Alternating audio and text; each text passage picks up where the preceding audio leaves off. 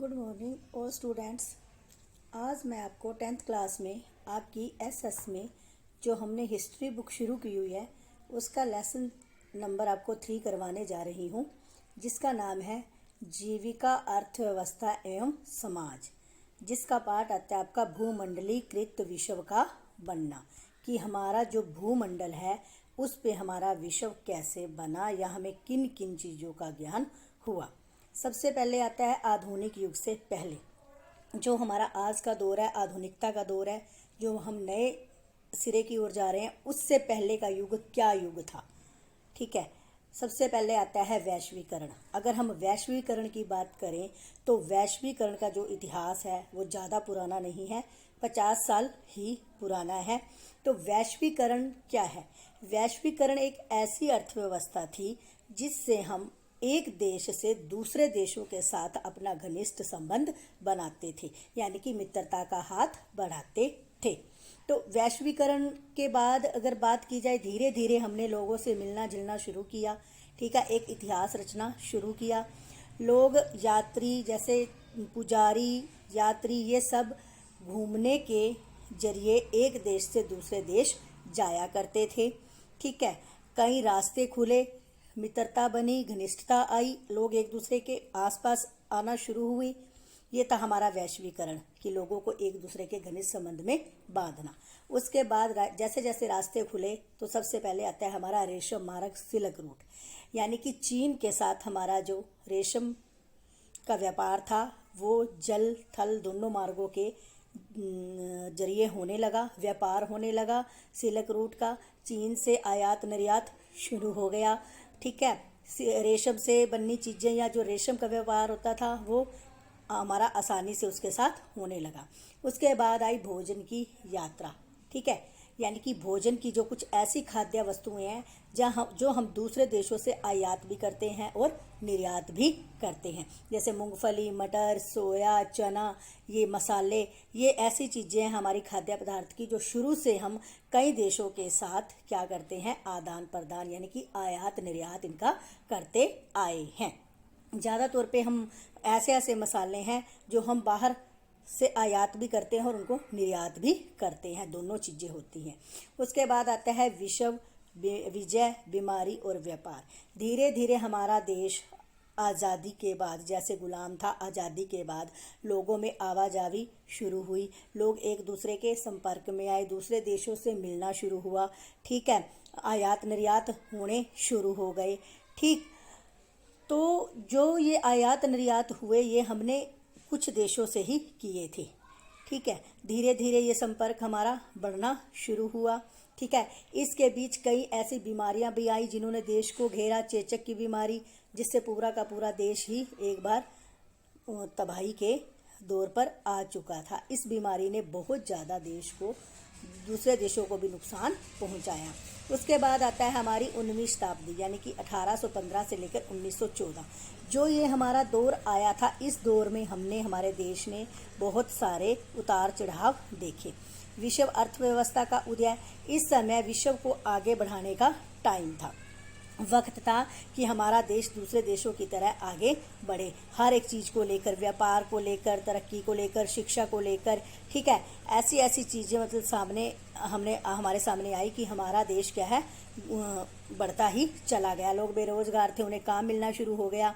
ठीक है, उसके बाद आता है तकनीकी भूमिका, यानी कि एक नई तकनीकी को सामने लाने की कोशिश की गई, क्योंकि एक विश्व युद्ध, प्रथम विश्व युद्ध हुआ हमारा, जो 1914 में हुआ, उसने पूरे देश को तबाह कर दिया था। उसमें बहुत ज़्यादा माल जान की हानि हुई थी। ठीक है, देश पूरी तरह से बर्बाद हो चुका था। उसको नए सिरे से शुरू करने के लिए एक तकनीक की ज़रूरत थी। वो तकनीक क्या थी कि बाहर देश, जैसे कंपनियों से आए लोगों ने यहाँ कंपनियां बनाई। ठीक है, लोगों को व्यापार दिया। हमारे देश में भी कुछ ऐसी कंपनियां थी जिन्होंने लोगों को रोजगार दिया। ठीक है, 19वीं सदी के आखिर में उपनिवेशवाद की जो हमारी सदी थी, ये धीरे धीरे अपनी सीमा पर अपने कार्य पर लगी हुई थी। ठीक है, लोगों को रोजगार मिलने शुरू हो गए थे। बाकी देशों से भी हमारे संपर्क शुरू हो गए थे, ब्रिटेन, रूस, इटली, ठीक है, जापान, इन देशों ने भी हमारा बहुत सहयोग दिया। उसके बाद आता है रीडन पेस्ट या मवेशी प्लेग। यह एक किस्म की बीमारी थी, ठीक है, जो मलेशियों यानी कि मवेशी होते हैं, ये पशुओं जानवरों के जरिए देश में फैली। इसने बहुत ज़्यादा नुकसान किया। इस बीमारी ने, इसके ऐसे कीटाणु थे जो कि लोगों को ख़त्म ही कर देते थे। कम से कम कई तादाद में लोगों की मृत्यु हुई। इस बीमारी ने सभी देशों को अपनी चपेट में ले लिया। ठीक है, पशुओं के जरिए, ठीक है, इसलिए बहुत सारे पशु, जिन पशुओं से ये बीमारी फैल रही थी, उन पशुओं को ख़त्म कर दिया गया ताकि ये बीमारी ज़्यादा ना फैले। भारत में अनुबंधित श्रमिकों का जाना, श्रमिक होते हैं काम करने वाले मजदूर, ठीक है, तो कुछ कंपनियां ऐसी थी जो इन श्रमिकों को अपने आधार पर बाहर काम करने के लिए भेजा करती थी। ठीक है, उन्हें काम दिलवाती थी। इसे गिट मिटिया मजदूरी भी कहते थे, यानी कि एक जगह से दूसरी जगह जाकर मजदूरी करना। लेकिन धीरे धीरे लोगों ने बाहर जाना बंद कर दिया क्योंकि उन्हें यही काम मिलना शुरू हो गया था। तो वो किसी के कहने पर बाहर नहीं जाते थे, अपने ही काम ढूंढकर अपना काम करते थे। उसके बाद आता है निवेश में भारतीय उद्यमी। हमारे भारत में बहुत सारे व्यापारी ऐसे थे जिन्होंने अपने व्यापार में तरक्की की, पूंजी लगाई, बेरोजगारों को काम दिया और अपना काम पूरी सही तरीके से किया। इसमें कुछ यूरोप की कंपनियां भी थी जिन्होंने भारत के उद्यमियों यानी कि व्यापारियों का साथ दिया। ठीक, धीरे धीरे उनका व्यापार चलना शुरू हो गया। उसके बाद आता है भारतीय अर्थव्यवस्था, उपनिवेश और वैश्विक व्यवस्था। इसमें क्या था कि ये 19वीं सदी का दौर था। ठीक है, भारत में कपास, ठीक, निर्यात होना शुरू हो गया। अब लोगों, जो यहाँ के जो व्यापारी थे, उन्हें अपने व्यापार की अच्छी तरह से नॉलेज, ज्ञान हो चुका था। कपास ले लो, सिल्क ले लो, ऐसी चीज़ें जिनका वो निर्यात कर सके थे, जो हमारे देश में ज़्यादातर पर मिलती थी। ऐसी चीज़ें, ठीक है, जो हम बाहर क्या करते थे, उनका निर्यात आयात करते थे। बदले में हम अपनी, जो हमारे देश में जिन चीज़ों की कमी थी, वो चीज़ें बाहर से मंगवाकर पूरी करते थे। यानी कि एक सीधा व्यापार होना दूसरे देशों से शुरू हो चुका था। ब्रिटेन ने भी हमारा बहुत साथ दिया। ब्रिटेन के व्यापारी थे, उन्होंने भी यहाँ आकर हमारे साथ बहुत सारा व्यापार किया। चीन लगा लो, यानी कि देसी खर्चे पर रिचार्ज लगाना, चार्ज लगाना, यानी कि देसी खर्चा, जिस पर देसी खर्चा कहा जा सके, थोड़े खर्चे में ही ये काम हो जाता था। महायुद्धों के बीच अर्थव्यवस्था, महायुद्धों के बाद पहले प्रथम विश्व युद्ध हुआ, फिर हमारा द्वितीय विश्व युद्ध हुआ। ठीक है, द्वितीय विश्व युद्ध में बहुत ज़्यादा, कम से कम 90 लाख लोगों की मृत्यु और करोड़ों की तादाद में लोग घायल हो चुके थे, क्योंकि पहले ही एक विश्व युद्ध देश को तोड़ चुका था। उसके बाद दूसरा विश्व युद्ध। ठीक है, ऐसे ऐसे युद्धों के बाद देश में सुधार लाना बहुत ज़्यादा मुश्किल था। लेकिन फिर भी देश के जो हमारे थे व्यापारी, उन्होंने हार नहीं मानी। उन्होंने धीरे धीरे 1921 तक इस मजदूर नीति को चलाया, अपनी पूंजी लगाई, मजदूरों को काम दिए ताकि हमारा देश तरक्की पर आए। बड़े पैमाने पर उत्पादन और उपभोग, यानी कि अब जैसे जैसे उन्हें व्यापार में तरक्की मिलनी शुरू हो गई, तो उन्होंने अपने व्यापार में पैसा लगाना शुरू कर दिया। बाहर से चीज़ें मंगानी शुरू कर दी। अच्छे से अच्छे चीज़ें, मतलब यहाँ लाकर वो उनका उत्पादन करते थे, उपभोग भी करते थे। उसके बाद आया महामंदी। जब कोई प्रकोप या कोई ऐसी महामारी फैलती है, तो उसके बाद ये सच्चाई है कि देश में आर्थिक महामंदी का दौर शुरू हो जाता है। विश्व के 2 युद्धों के बाद देश को उभारना बहुत ज़्यादा ही मुश्किल था। पूरी तरह से देश बिखर चुका था, 2 युद्ध हो चुके थे, महामारियां फैल चुकी थी। ठीक है, उस देश को दोबारा काम के लिए लाना बहुत ही मुश्किल था। लेकिन अमेरिका जैसे, ब्रिटेन जैसे इन देशों ने हमारा साथ दिया और हमारे देश को तरक्की की राह पर लाने में पूरा सहयोग दिया।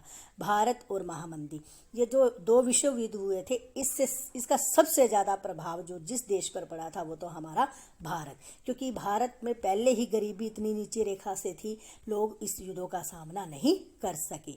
विश्व अर्थव्यवस्था का पुनर्निर्माण, युद्धों के बाद देश में दोबारा अर्थव्यवस्था को शुरू किया गया। ठीक है, जो लोग मौत की तबाही देख चुके थे, उनके लिए ये बहुत मुश्किल था, लेकिन फिर भी देश को चलाने के लिए कोई ना कोई तो आगे आना ही था। युद्धोत्तर या बंदोबस्त और ब्रिटेन वुड संस्थान, यानी कि युद्ध के बाद जो 2 युद्ध, महायुद्ध हुए थे, उनके बाद औद्योगिक चीज़ अर्थव्यवस्था को सही तरीके पर लाया गया। बड़े बड़े उद्योगों ने पूंजी लगाई। ठीक है, अपना काम किया, लोगों को काम दिया। ठीक है, विश्व में बहुत सारी तरक्कियां होने लगी, कई बाहर की कंपनी आकर भी यहाँ काम करने लगी, जिससे लोगों को रोजगार मिला। युद्धोत्तर यानी कि युद्ध के बाद की जो सारे के सारे वर्ष थे प्रारंभ के, वो बहुत ज़्यादा ही मुश्किल के दौर थे। उपनिवेशीकरण, स्वतंत्रता दिलवाने के लिए, ठीक है, लोगों को आज़ादी से काम करने के लिए, दूसरी जगह जाकर काम करने के लिए बाध्य नहीं किया जाता था। ठीक है, इसी बीच एक G77 नाम की संस्था आई, जिसने क्या किया कि कई जो विकासशील देश थे उन्होंने मिलकर अपने देशों को और विकसित करने के लिए, और जो देश बिल्कुल नीची रेखा पर चले गए थे उन्हें ऊपर उठाने के लिए एक संगठन बनाया, जिसमें सबसे ज़्यादा सहयोग ब्रिटेन ने दिया। इस संस्था ने देशों को ऊपर उठाने का कार्य किया। ब्रिटेन वुड्स और समाज और वैश्वीकरण की शुरुआत, यानी कि वैश्वीकरण। ब्रिटेन वुड्स एक ऐसी संस्था थी, एक ऐसे लोगों की नीति थी जिन्होंने नीची जो युद्धों के बाद या महामारी के बाद जितना भी उनका चीज़ें ख़त्म हुई थी उनको ऊपर उठाने के लिए आगे आए, संस्थाएं बनाई, लोगों को आपस में जोड़ा और वैश्वीकरण की प्रक्रिया को शुरू किया। वैश्वीकरण प्रक्रिया जैसे आपको बता चुके हैं, इसमें विनिमय दर थी, यानी कि ठीक है, मेहनत करो या चीज़ के बदले चीज़ लो। अगर आप कोई व्यापार कर रहे हो, आप बाहर कोई मसाले भेज रहे हो, तो मसाले के बदले जो आपके देश में चीज़ नहीं हो रही उसको मंगवाना वहाँ से, तो इस चीज़ में पैसा भी कम लगता था और हमारा जो व्यापार है वो भी चल जाता था। वैश्वीकरण से लोग एक दूसरे के घनिष्ठ मित्र बने, एक दूसरे की उन्हें समझ आई। तो इस तरह ये जो हमारा वैश्वीकरण था ये शुरू हुआ। देश, व्यापार, आदान प्रदान, ठीक है, हर एक चीज़ का आदान प्रदान हुआ और दुनिया थोड़ी सी आर्थिक भौगोलिक स्थिति से बदल चुकी थी। ये आपका बेटा चैप्टर है, इसको अच्छी तरह रीड कर लेना, समझाया है, इसको थोड़ा समझना, इसके क्वेश्चन आंसर लिखने हैं, आपने याद करने हैं अच्छी तरह फेयर कॉपी पे और अच्छे से लर्न करने हैं। धन्यवाद।